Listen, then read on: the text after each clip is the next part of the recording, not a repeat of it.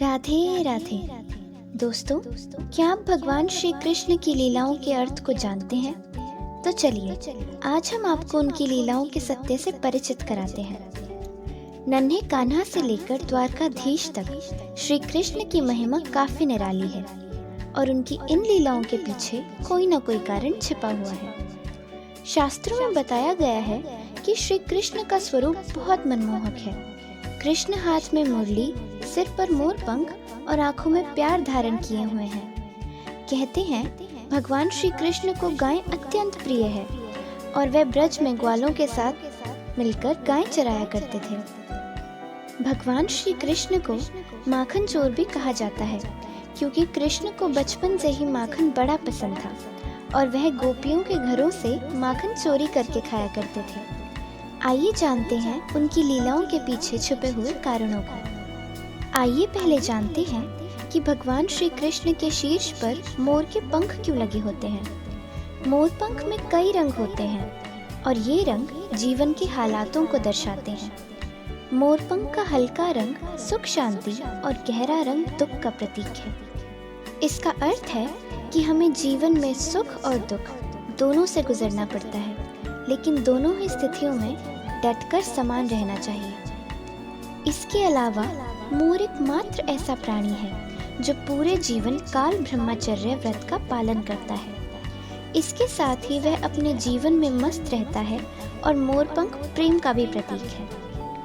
ये मोरपंख यशोदा के कृष्ण को बड़ा प्रिय था, इसलिए वह हमेशा इसे अपने सिर पर लगाए रहते थे।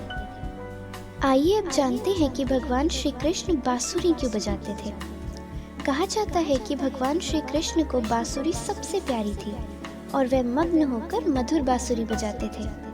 वहीं उनकी बांसुरी की धुन को सुनकर लोग अपनी सुध-बुध खो देते थे, लेकिन वास्तव में कृष्ण के बांसुरी बजाने का सत्य कुछ और था।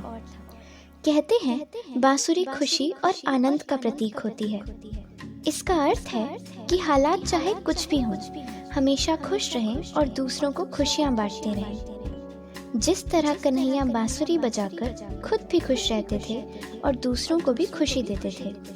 साथ ही बांसुरी में 3 गुण होते हैं जिसे हर किसी को अपने जीवन में सीखना चाहिए। पहला, बांसुरी में गांठ नहीं होती।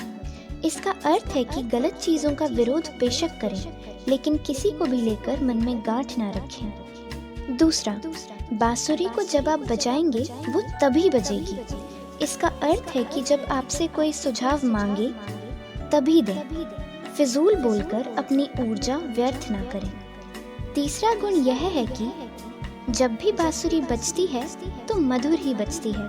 इसका अर्थ है कि जब भी बोलो तो वाणी इतनी मीठी हो कि सब लोगों का मन मोह ले। हम सभी जानते हैं कि श्री कृष्ण को माखन कितना प्रिय था। उनके माखन चुराकर खाने के पीछे भी कारण है। बचपन में कृष्ण माखन चुराकर खाते थे। वास्तव में यह अन्याय के प्रति विरोध था।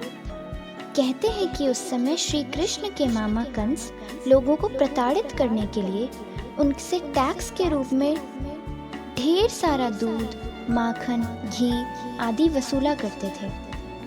इसका विरोध करने के लिए श्री कृष्ण माखन की मटकी फोड़ देते थे और ग्वालों के साथ मिलकर सारा माखन खा लेते थे।